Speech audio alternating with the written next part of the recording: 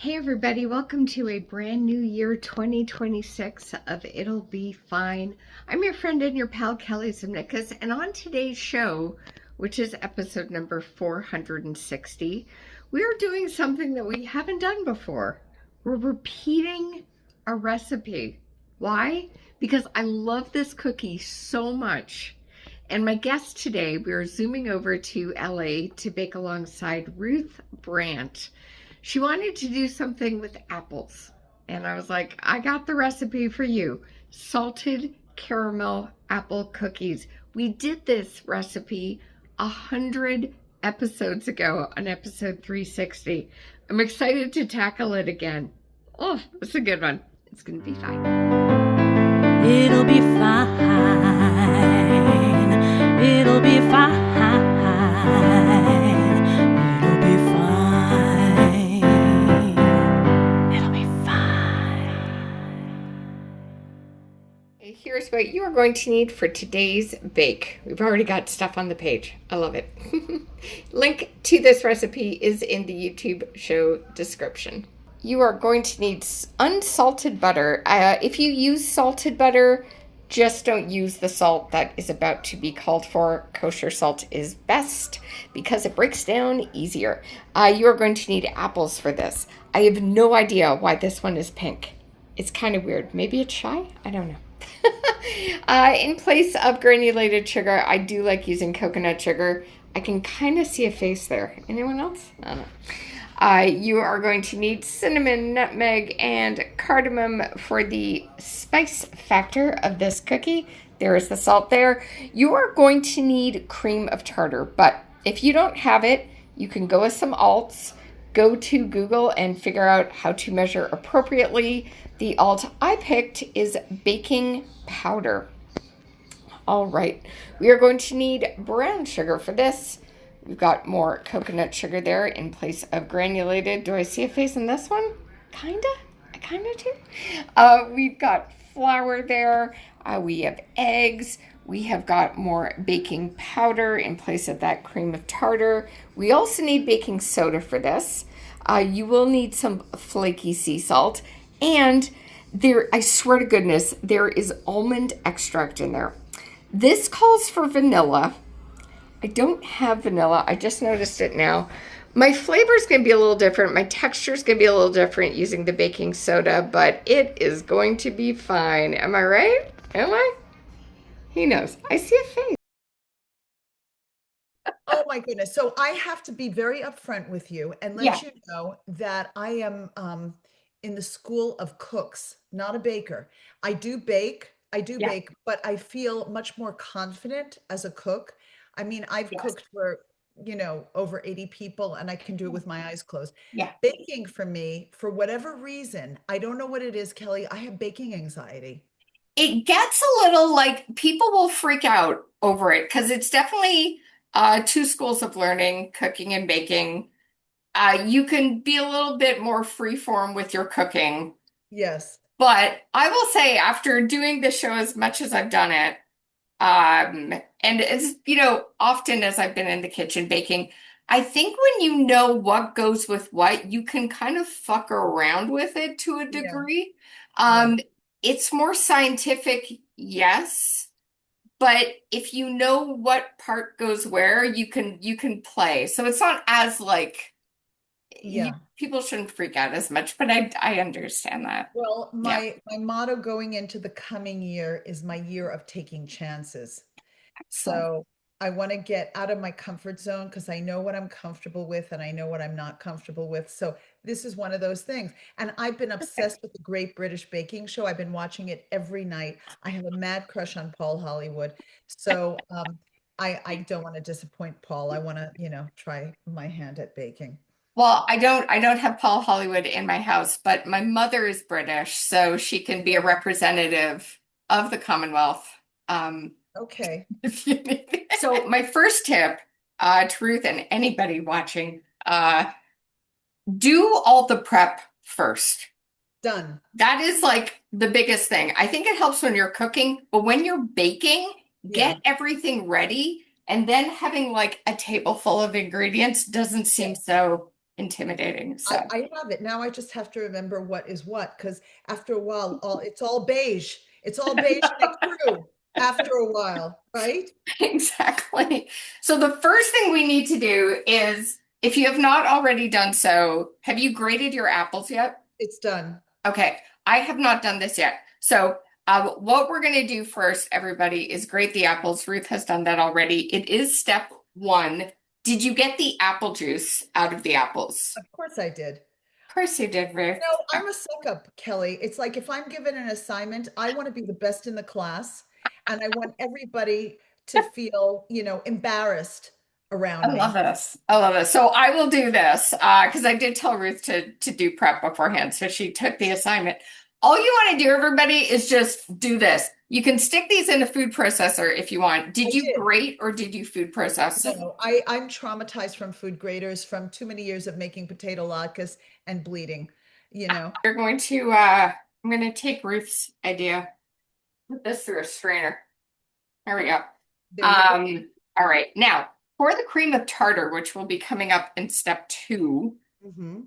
what did you do for yours? I ended up giving in and going down the hill to Bristol Farms and getting the cream of tartar. Oh, you did. I did. Okay. I didn't, you know what? Because it's the first time I'm making this recipe, I want to do exactly what they tell me to do. When That's I fair. feel more confident in a recipe, then I can play with it.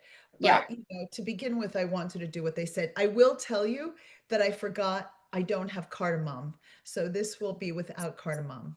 that's fine. I ended up for my spices, you need cardamom, nutmeg, and cinnamon. I have allspice. So I just did that to replace the nutmeg. I used cinnamon and all the others. But I yeah, have cinnamon and I have nutmeg. excellent. All right. Yeah, I'm almost good with my juicing. I feel very old-timey just pushing this through. This is great. it's totally fine. It's nice. It's artisanal. Yes, it is artisanal. Artisanal. And Sure. I want to tell you that this is very synchronistic that Yeah. you're having me on this show literally 2 days before Hanukkah starts. Because but for the next week, I will be constipated for 8 days, making latkes every single night. Not to mention, sour cream. We're all, all Eastern European Jews are Yeah. gluten intolerant and lactose intolerant, and we don't care. We consume it all anyway. We keep making the recipes just so we can suffer and tell everybody about our suffering. I know. I know. It's the irony of our backgrounds. Yes. So there we go, everybody. Boom. All right. So now we are going to head to the stovetop. And in our pot on the stove, we need our sugar, our cream of tartar, and our apple juice. Bring this to a rapid boil. We're basically making the caramel, friends. That's what's happening now. So, okay. So yeah, just give it a bit of a stir every now and then. So I've got bubbles happening I in have bubbles mine. happening.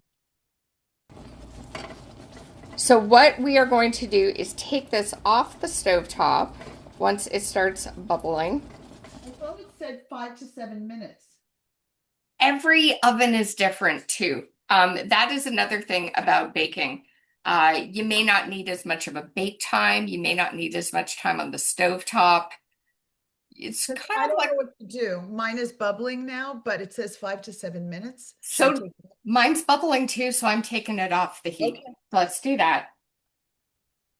Um, and the test kitchens that they use could be a little different than what we're doing. Now, what you want to do, stir in your butter. You need 2 tablespoons of chilled butter. I got it. You also need to put in the salt and those spices. So the cinnamon, the cardamom, whatever you got. So here it goes. Here's our apples. It's going to go in here. So we're going to do that here. It kind of looks like coconut in the pan here. Yeah, so we just want these bubbles to calm down a little bit, and then we're gonna put it on here. Mine is bubbling. Mine is bubbling, but it's not clumping. Okay. I have a clumpless concoction. So now what I've done, now that I've bubbled, I have turned this down a little bit. So just so the bubbles slow down. Then what we're gonna do is take a baking sheet with parchment and spread this out on it. All right. So yeah, so you're just spreading this out like this and letting this cool. Either way, just spread it out, let it cool room temperature. And just, as I say, set aside that half a cup of apple. Okay, excellent. Now what I'm going to do is just take a quick sec to clean the kitchen top a little bit. And then we're going to get to the dough. Do you see choose? Oh, I did it. We see your kitchen. Yay! Oh God, now I have to get rid of this part here. Okay. All right. What Ruth just did, which I'm going to do now, you're going to whisk together your flour, your salt, your baking soda, your cream of tartar to combine. Here we go, flour. If you want to use gluten-free flour for this, do it in thirds, by the way, friends. Don't do it all at once. You'll end up wearing it. You just have to add the other things like xanthan gum and what have you to add the glutinous stuff that is missing. Okay. All right. We got our butter. we got that. We got our salt. Now for the salt for this one, oh, I forgot that. There is flaky salt in this recipe, but it is for the very end, for the finishing. Yeah. So we have mixed everything together, and now we are on to step number 5. This is what's happening here. All the butter is in. Excellent. It's looking good. Over mixing, you know? That's the thing with this. That is the thing with this. Now, what I just realized I did is I combined step 4 and 5 before we were supposed to, which is fine. It's fine. They've got us adding what we just did in step 4 now to the sugars, but it doesn't matter. If you do it, friends, don't freak out. You're fine. Add eggs 1 It's at a fine. time. Did that. Reduce speed to low. Add dry ingredients. See, yeah. Okay. Kelly does this all the time. But it honestly doesn't matter. Are we ready to add the dry ingredients? Well, if you haven't added your flour like I did, do it now. I didn't yet. Okay. Then go. Ruth is playing by the rules. I am not. I'm rebelling here. What we are going to do is take what was on our baking sheet and as best as you can, because it's not, you can like just kind of scrape it a little bit, however you want to do it. Scrape a little bit, put it into the pan, give it a mix, but we want to incorporate this apple caramel. Okay, so we're going to add that in, just incorporate it little by little. This is what the dough is looking like. Just give a little taste of it. It's nice, a little play-doughy. Oh, it's perfect. Looking, and now we're going to add that topping to them. Okay, one sheet done. There's my other sheet here, friends. Oh, okay. All right. So, as Ruth mentioned, you do want to turn these halfway through.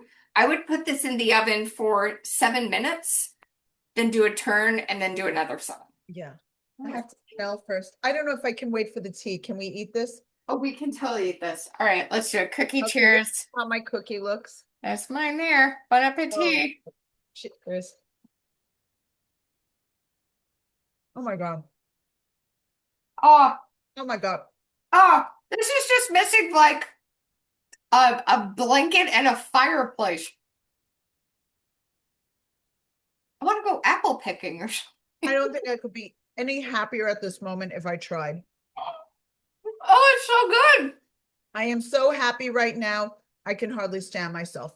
I am so happy. Oh, that's delightful. Friends, this has a wonderful, just like the warming of the spices, the little crunch of the sugar, or the salt rather. The nice just sweet of the apple that just, it's just pleasant. It's not like popping in your face. Oh. You know what I love about this? It's soft on the inside and a little crunchy on the outside. Yeah.